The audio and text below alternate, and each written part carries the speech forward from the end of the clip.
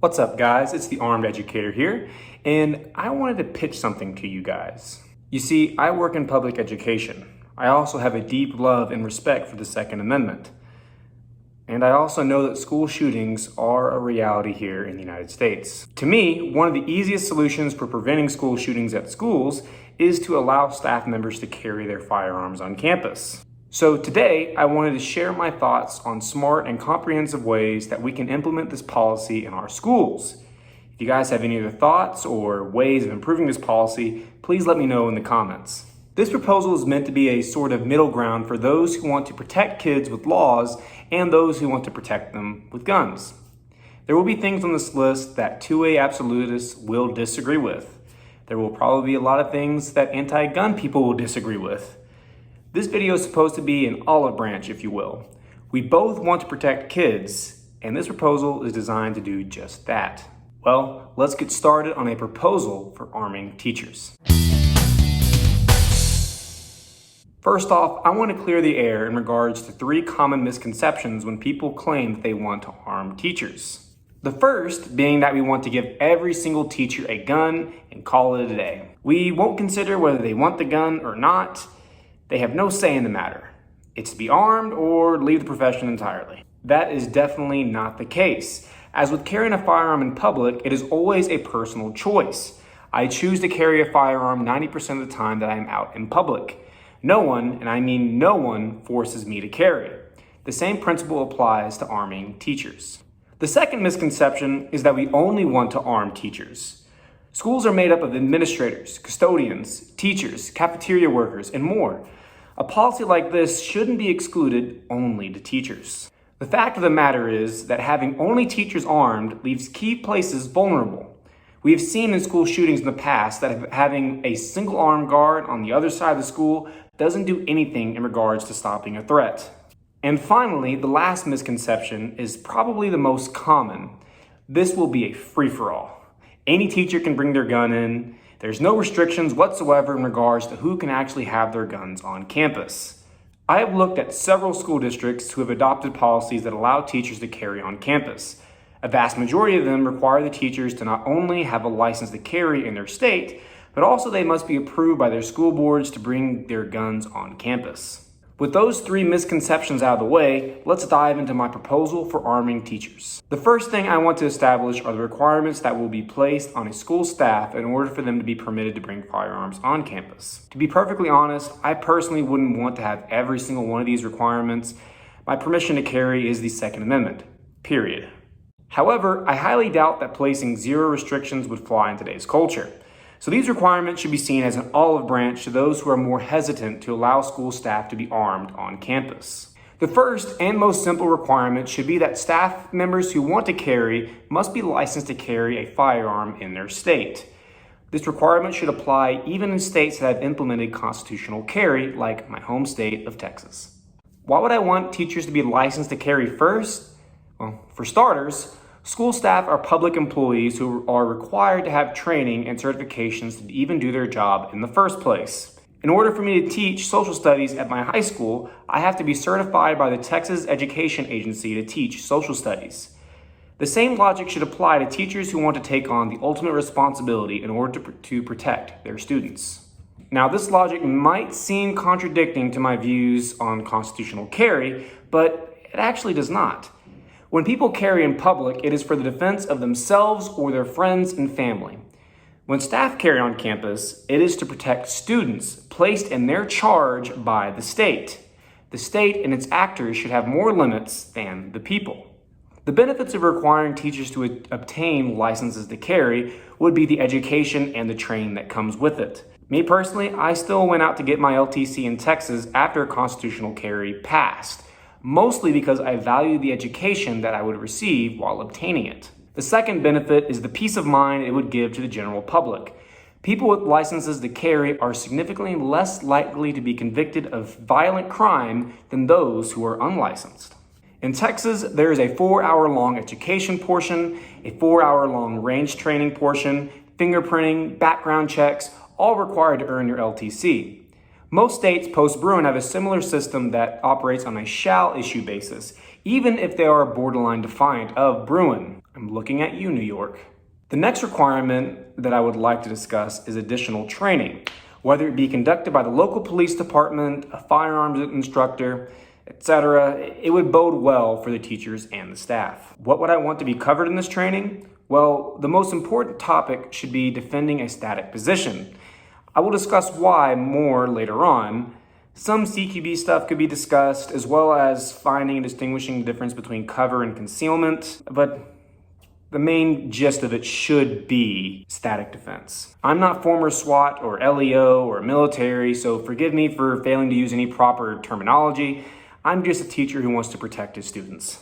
As far as the logistics of this training, it could easily be integrated into some sort of flex day system. For those of you who are unaware, in the state of Texas, most school districts use flex days for their teachers so that they can work their obligated numbers of days each year, despite the number of school days being less than the numbers of days they must work in total to complete their contract. For example, if a teacher is contractually obligated to work 150 days in a year, and there are only 130 days on the school calendar, they can make up the additional days by attending trainings or school staff meetings, you name it.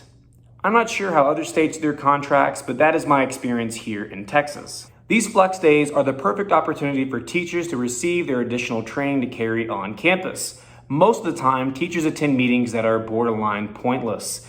Why spend time discussing things that are better discussed in an email, and instead equip teachers with the skills that they need to protect their students? I honestly wouldn't be opposed to renewing the training every year or two either.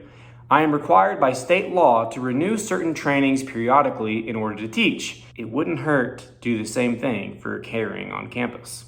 The final requirement is probably the requirement that will make the entirety of the Second Amendment absolutist community roast me.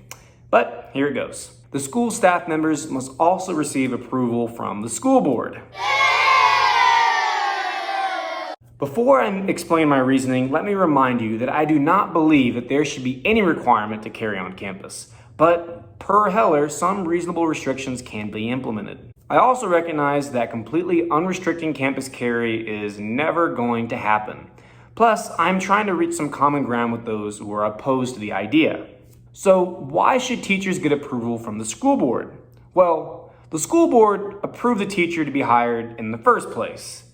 What is the logic of a school board hiring a teacher that they also wouldn't trust to protect their students? The biggest issue would be to ensure this process is fairly implemented. It should operate like a shall-issued concealed carry.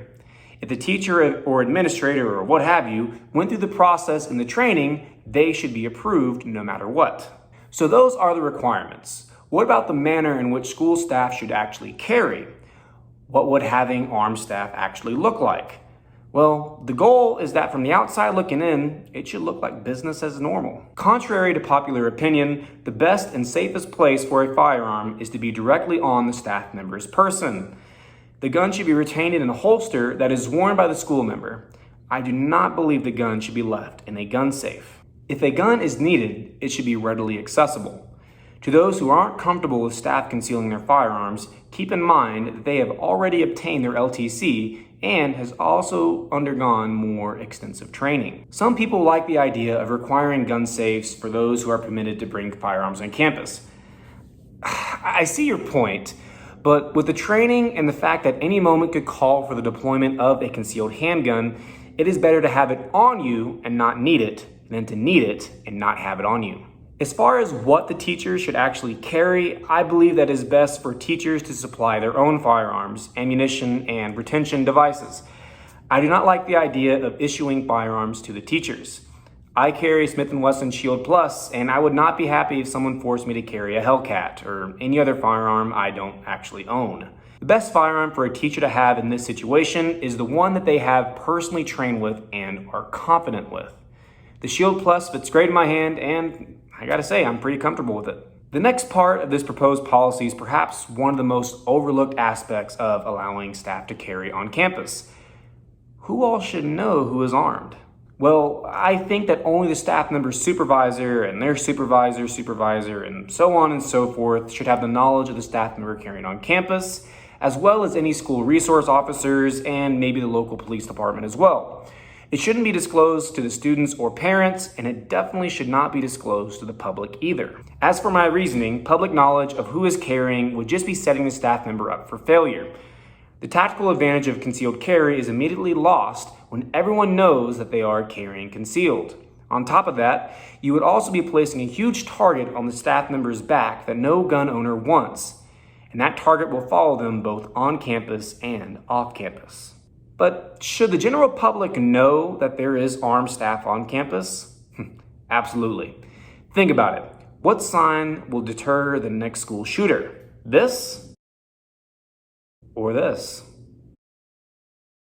Now we should talk about how these armed staff members should act in a school shooting. What would the protocol be if this terrible event ever were to happen? The first thing that should be understood is that these teachers and administrators should not go door to door and try to neutralize the shooter. That's the police's job. Trying to be a hero is a sure way to die. We aren't SEAL Team 6. We aren't door kickers. We are public school employees. No disrespect to teachers who are former military or law enforcement, but that's just not who we're supposed to be. Remember, the reason we want to implement this policy is because we want to protect the kids. That is priority number one. Stopping the threat and getting our name in the paper is not. If teachers are in their classroom when a school shooting starts, they should obviously initiate their lockdown protocol and stay put. They can take their gun out of their holster if they feel the need to, but they should not leave the classroom and their students behind. This is why I believe that static position defense should be the foundation of the additional training that these armed staff members receive. But what about armed staff that aren't in their classroom or office or what have you? Well, priority number one would be to get to a safe location. You remember earlier whenever I said that the most important aspect of having guns on campus is protecting kids and that you shouldn't try to be a hero? Well, the same principle applies here. If the armed teacher sees students also in the hallway, they should get them to safety and lock down their position. Don't try to hunt down the shooter. Try to keep the kids safe. If a teacher needs to engage a threat for any reason, they should be held responsible for any and all shots they send downrange, just like any concealed carry holder would be held responsible outside of school grounds. Now, let's be real. A majority of the time that teachers will be carrying on campus, nothing will happen. Nevertheless, teachers should remain on guard and stay vigilant against anyone who would do their students any sort of harm. Now, let's talk about what would disqualify a staff member from carrying on campus. There needs to be some ground rules for how this should be done so that we can keep the kids safe. First, if an armed staff member leaves their gun or ammo out and someone sees it off the staff member's person, that's an automatic revocation of carry privileges. This should be a zero tolerance policy. One strike and you're out. I don't really feel like I need to explain my reasoning for this, so I won't. This video is lengthy enough as it is. Second, if an armed staff member is involved in misconduct of any kind, their carry privileges should be revoked. To be fair, they would probably be fired or put on leave, but I digress. Again, this should be a zero tolerance policy. There could be more rules and regulations placed on this, but I feel like these two rules are a must. I know that I have touched on this many times throughout the video, but I want y'all to understand something.